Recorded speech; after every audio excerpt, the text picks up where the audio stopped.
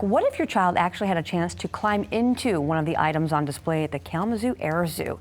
Well, that's happening all the month of February. Troy Thrash flew in to tell us all about it. Okay, maybe you drove here, but we appreciate it. I did drive here today, but I spent the entire weekend actually inside of cockpits at some airplanes at the Air Zoo. So February is Open Cockpit Month, and this year we have, luckily with a leap year, we have 5 weekends of open cockpits. So we're going to have a total of 14 cockpits on display for people to not only look in, and we're talking about some really cool airplanes like the Ford Trimotor, the first commercial passenger airplane. Oh, yes. Really cool World War II aircraft like a P-47, a B-25 bomber, and for the first time ever, we have our SR-71B, the only airplane of its kind in the world, the fastest airplane ever flown.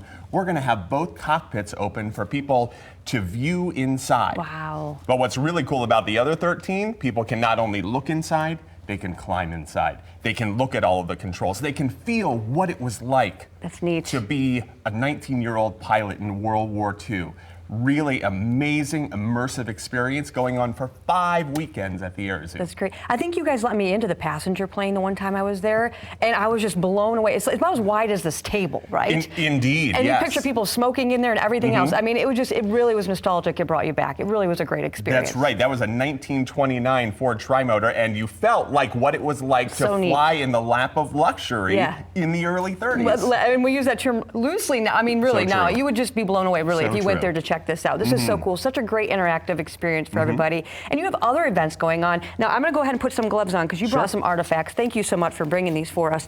But the exhibit that you have for the Tuskegee Airmen. Yes, so we have some artifacts here. It's going to be next week that we are opening an exhibit on Robert Claire Chandler. He was a Tuskegee Airman, one of 53 from Michigan, joined the Army Air Corps as actually one of just less than 1,000 Tuskegee Airmen who flew in World War II, and we have some of his artifacts. So we start here very early on. These are some of his medals that he won in Allegan for track in high school. Oh my gosh, yeah, they're so detailed still. They're still, they say 1939 on that one. Indeed, indeed. So we're going to have all of these artifacts on display. This here is an air medal that he received for 25 flights. He actually flew a total of 49 flights out of Ramitelli, Italy. Yeah. And 25 of those, at least, were under enemy fire. So he won that amazing award. These are the wings that he won when he became a pilot.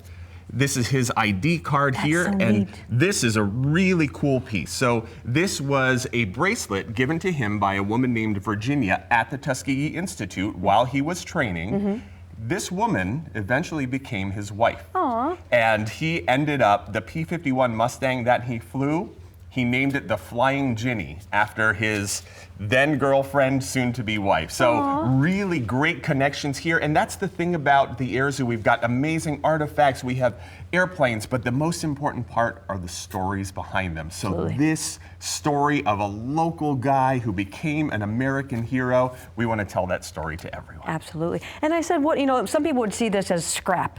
This is history on this table. What is this? So these are parts of a World War II aircraft called an SBD. This particular model, there were 14 of them built. There's only one left, and that's this one. However, this SBD was sitting on the bottom of Lake Michigan for 65 years. Oh my goodness. It was recovered from the bottom of the lake, brought over to the Air Zoo. We are currently restoring this airplane. The unique history here is that this airplane served at Pearl Harbor during World War II and also fought in the Battle of the Coral Sea, a really important battle in the Pacific during World War II. So when we complete this restoration in about July of this year, it's going to go back to Pearl Harbor. It's going to go back home to the Pearl Harbor Aviation Museum. And that'll be in July, right? Museum. You said? We need to follow up with you. Absolutely. So we would love for visitors to come because you not only get to see the work that we're doing, you not only get to interact with our guests, but you have the opportunity